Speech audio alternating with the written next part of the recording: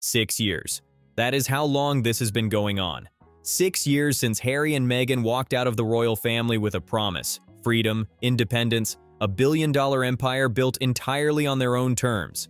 No palace telling them what to do, no institution holding them back. Just two people and the world's most valuable name recognition, ready to build something that would make the monarchy itself look like the smaller story.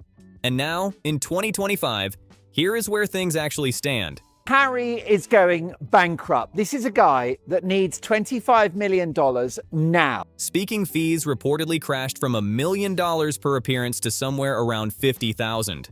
Spotify walked. Netflix scaled back significantly from what was originally envisioned. Better Up disappeared from the narrative entirely. The Polo series never materialized. Meanwhile, the mortgage on their Montecito estate reportedly runs close to $100,000 a month. Security costs millions every year. And unlike when they were working royals, there is no institution picking up any of that tab anymore. Every single dollar now has to come from commercial activity. And the commercial activity is not generating what it needs to. That is the reality sitting behind the Instagram relaunch videos and the carefully lit brand campaigns. And tonight, we are going to walk through exactly how the Sussex business model got here, why multiple former allies are now openly using the word survival, and why the one project that was supposed to be untouchable, Invictus, is now the thing that should be keeping Harry up at night. Their outgoings, eye-watering fixed costs, housing, and the Montecito mansion. They bought the place for just under $15 million. It was money they didn't have. They took out a massive mortgage, around $10 million, monthly mortgage payments, $100,000 a month. Which, yes, they've got a few million in the bank, but you're going to feel that, $100,000 a month. Annual property taxes, $280,000. Maintenance for the 9-bedroom, 16-bathroom estate, the pool, the tennis courts, the Kai pond, the grounds. Because don't forget, Meghan's not doing that gardening. Oh, my husband.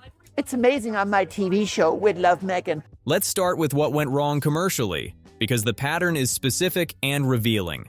When Harry and Meghan left the royal family, the headline numbers were genuinely staggering. Netflix reportedly signed them to a deal publicly valued at around $100 million. Spotify came on board. Spare became one of the fastest-selling nonfiction books in publishing history. Harry was going to command extraordinary speaking fees as a statesman-like global figure. Meghan was going to build a lifestyle brand empire. The assumption, widely shared even among people who were skeptical of the departure, was that with those assets in hand, the commercial success was essentially guaranteed. 6 years later, none of that has delivered at anything close to the scale it was supposed to. Spotify ended after one season. Netflix projects shrank from what was originally envisioned. The Polo series vanished from conversation. Better Up has almost entirely disappeared from the public Sussex narrative. And those speaking fees? Reportedly down from $1 million to about $50,000 per appearance. Think about that for a second. From $1 million to $50,000. That is not a market correction. That is a collapse of an entire revenue category that was supposed to be foundational. The kind of collapse that changes the entire financial shape of the operation. Good on Harry. He's doing what he wants to do to live this life. And we all know that he went to California and they went to LA and hired 3 PR firms and the rest is history. But Mark, what I think is the saddest is they squandered what the Queen had high hopes for, our beloved Queen Elizabeth, and that was for them to be in the Commonwealth. And they could have been such a benefit to the Commonwealth countries. And yes, I think there's a lot of tension from everything I hear everywhere. And I think the saddest part is you can see the sadness in Harry's eyes. Meanwhile, the expenses never slowed down. Their Montecito estate alone reportedly carries mortgage payments near $100,000 a month. Property taxes add hundreds of thousands more annually. Security costs, non-negotiable given who they are, run into the millions every year. This is the treadmill, a number that has to be hit again and again regardless of what the market is doing. Regardless of whether the latest launch worked, regardless of what deals have or have not materialized.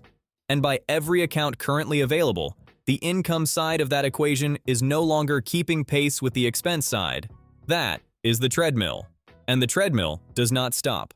Dan Wakeford, and pay attention to who this is because this matters a lot. This is not a tabloid critic or a palace loyalist or someone with an axe to grind.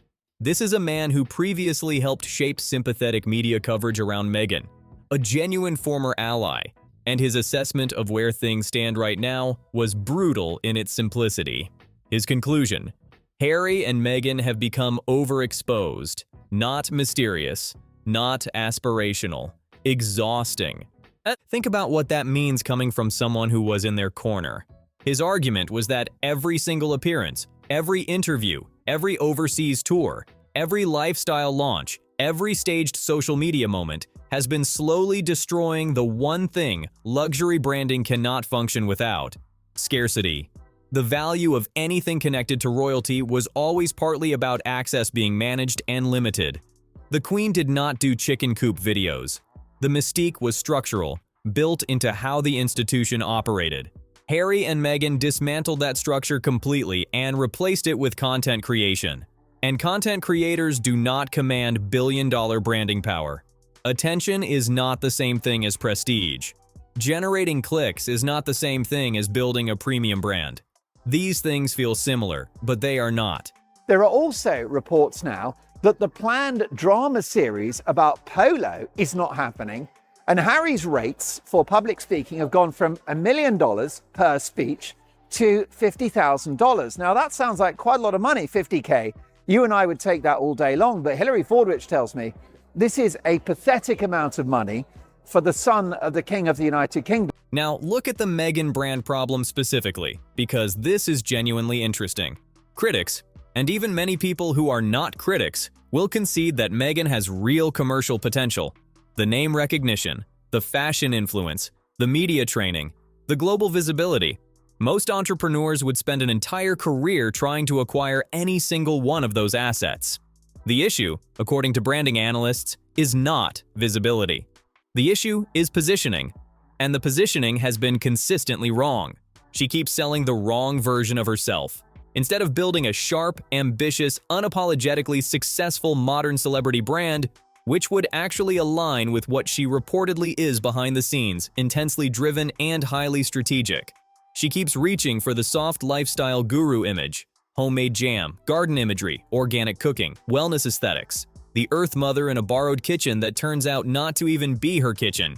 The gap between the public persona and the private reality is something audiences feel even when they cannot articulate precisely what is off. And they are feeling it. The Kardashian empire works because the image and the reality are identical. The ambition is the brand. The fame is the product. Everything lines up. In Meghan's case, the two versions keep pulling against each other, and audiences are noticing that something does not fit, even if they cannot name it exactly. And then there is the staff turnover. Because this is not gossip. This is a measurable pattern that tells you something real about how an organization operates. Commentators have repeatedly pointed to the extraordinary number of aides, communication staff, PR advisors, and senior executives who have left, disappeared quietly, or been replaced across the years of the Sussex operation. And unlike gossip headlines, turnover leaves an objective record. One business analyst cited a retention figure of around 3.7%.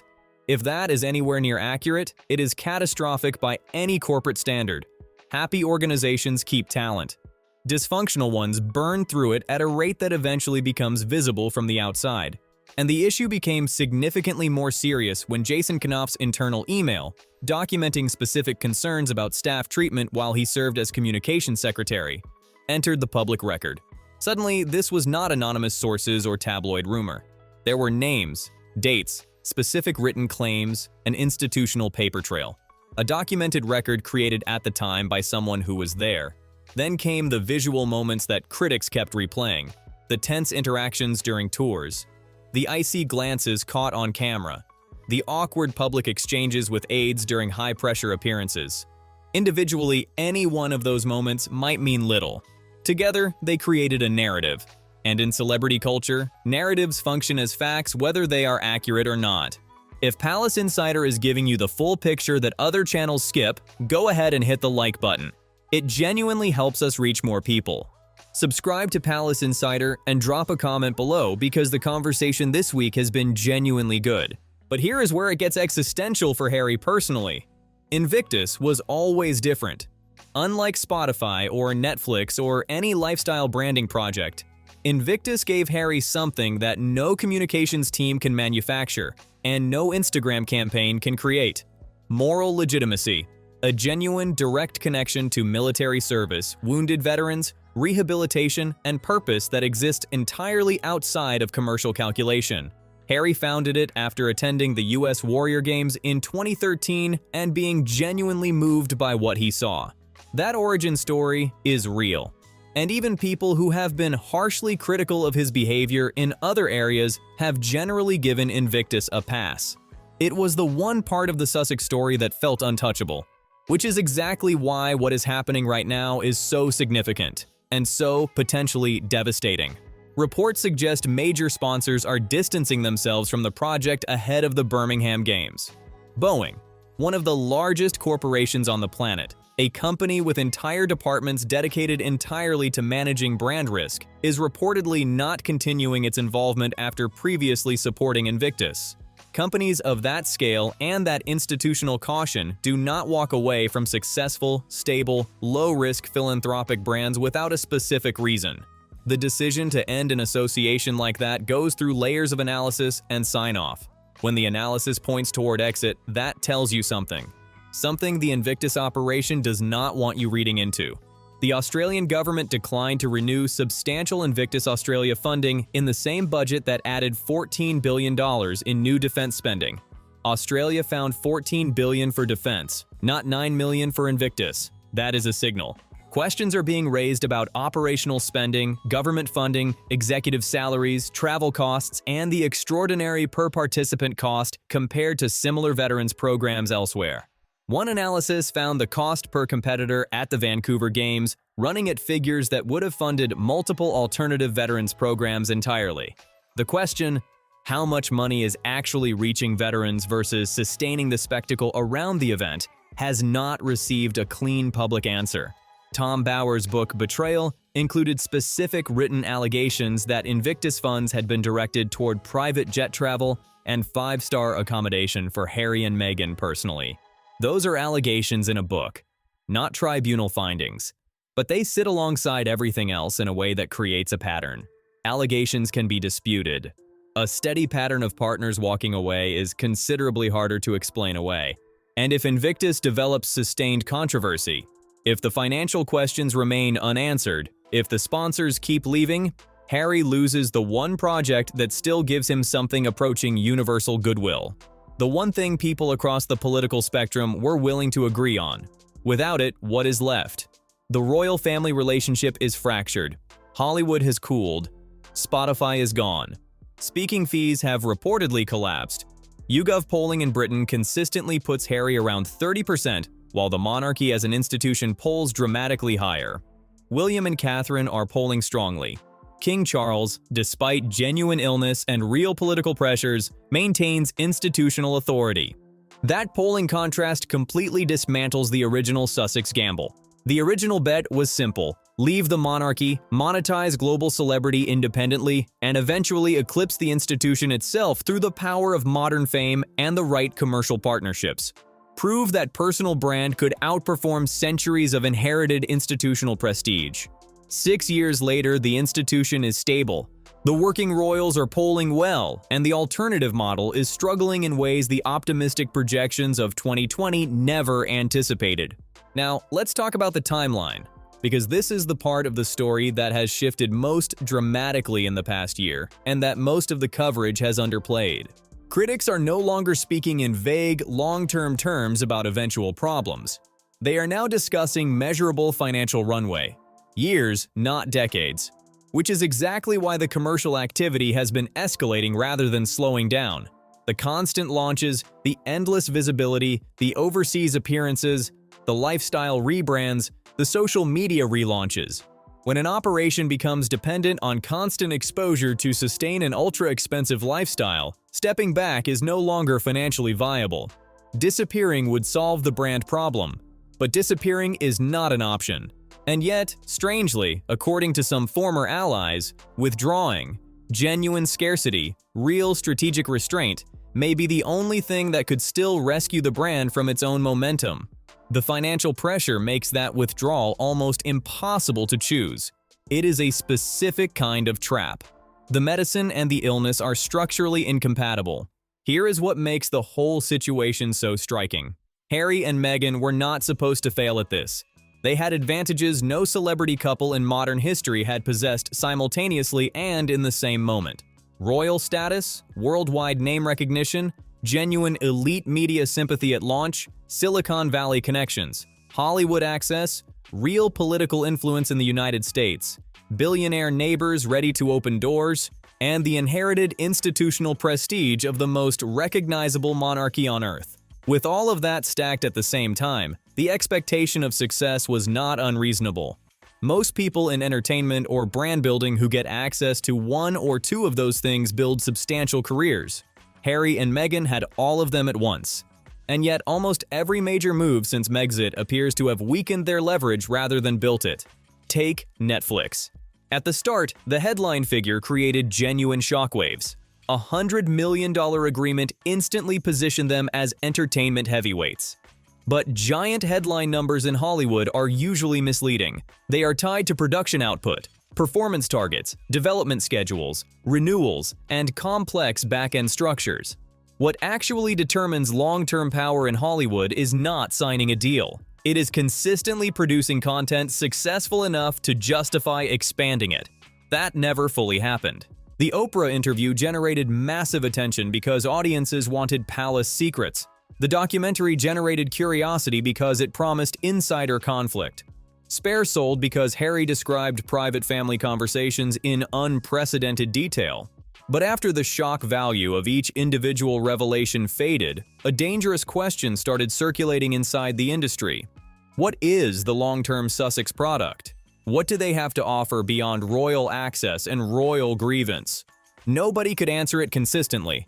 One month, it was documentaries, then activism, then podcasts, then children's content, then mental health, then wellness, then cooking, then polo, then jam, then luxury lifestyle branding, then political commentary, then social justice. The brand never stabilized into a single clear identity, and that creates a fatal problem in elite media economics. Audiences only invest deeply in brands they can understand immediately and simply. The Obamas built political prestige. The Kardashians built reality entertainment. Gwyneth Paltrow built aspirational wellness. Reese Witherspoon built female-led production. Harry and Meghan built confusion. Even people genuinely sympathetic to them were quietly admitting this to each other behind the scenes. Nowhere was that confusion more costly than at Spotify, because Spotify did not simply end a contract. Executives publicly mocked them afterward. Bill Simmons calling them out became one of the most damaging moments of the entire post-royal era, not because a British tabloid said it, but because it came from inside Silicon Valley, from American industry insiders with direct production access who had watched the whole process up close. That is a different category of criticism entirely. It shattered the idea that Sussex skepticism was purely a British problem. In Hollywood overnight, the couple shifted from untouchable prestige figures to something closer to a risk assessment. And in elite entertainment, risk without commensurate return is the end of the conversation. That is why the Audi situation landed so hard. Reports claim the company ended involvement after sponsorship expectations escalated dramatically. Whether every specific detail is accurate or not, the perception damage was done. The narrative shifted from humanitarian glamour to expensive demands attached to diminishing influence. That specific perception is lethal in the circles they are operating in, especially Montecito, because Montecito runs on invisible social hierarchies most outsiders never see. Wealth there is not merely about money. It is about signaling permanence, exclusivity, and the kind of effortless financial dominance that comes from generational security. And by multiple accounts, Harry and Meghan are increasingly projecting the opposite of that. Financial strain concealed beneath luxury aesthetics. Neighboring billionaires pour millions into renovations as visible declarations of permanent belonging. The Sussex property reportedly remained largely unchanged. In that community, that is a readable signal. The legal battles added their own layer of pressure, and a specific structural contradiction worth naming directly. On one side, the couple positioned themselves publicly as victims of invasive media culture, people who left the royal family partly to escape the relentless press intrusion that damaged Harry's mother and that threatened their own family. On the other side, their court battles, memoir revelations, interviews, and documentaries generated more sustained public attention to the intimate details of their private lives than almost any previous royal figure had voluntarily produced. They were simultaneously suing for privacy and providing more material about their inner lives than the tabloids they were suing had ever managed to obtain. The litigation also created a practical problem that tends to go underappreciated: discovery. Court proceedings generate documents, emails, internal communications, witness statements, contradictions, and timelines. Every new filing extended media scrutiny deeper into the Sussex ecosystem. Some of the most damaging public moments of the past several years emerged directly from those legal processes rather than from press sources. And there is a structural trap at the heart of the revenue model that has no clean solution. Nearly every major commercial success Harry and Meghan have achieved since leaving has depended directly on revealing, criticizing, referencing, or monetizing the royal family. The Oprah interview required palace secrets. The documentary required insider conflict. Spare required private family details the public had never previously heard. But a memoir can only be published once. Family revelations lose their shock value through repetition. Audiences eventually start asking whether there is anything left beyond grievance. The Sussexes appear trapped between two options that both lead somewhere damaging. Option 1. Stop using the royal connection entirely. But if they do that, they risk losing the one thing that still makes them commercially distinctive, rather than just another celebrity couple in Malibu. Option 2. Continue escalating revelations and accusations. But every escalation further destroys the possibility of any reconciliation while simultaneously exhausting what is left of public sympathy. It is a cycle with no clean exit. And insiders increasingly believe the palace understands this dynamic perfectly. Notice how carefully Buckingham Palace has operated throughout all of it. Almost no direct retaliation. Almost no emotional response to anything. No dramatic counter-interviews. No visible panic. The institution simply continued functioning exactly as it was designed to function. State visits, investitures, ceremonies, military events, charity work, international tours. While Harry and Meghan generated headlines, the monarchy generated continuity. While the Sussex story became louder and more turbulent, the monarchy became quieter and more settled. And quiet, stable institutions in the middle of public storms tend to look more trustworthy over time, not less. That is not an accident. That is strategy. Institutions survive by appearing permanent when everything around them is temporary.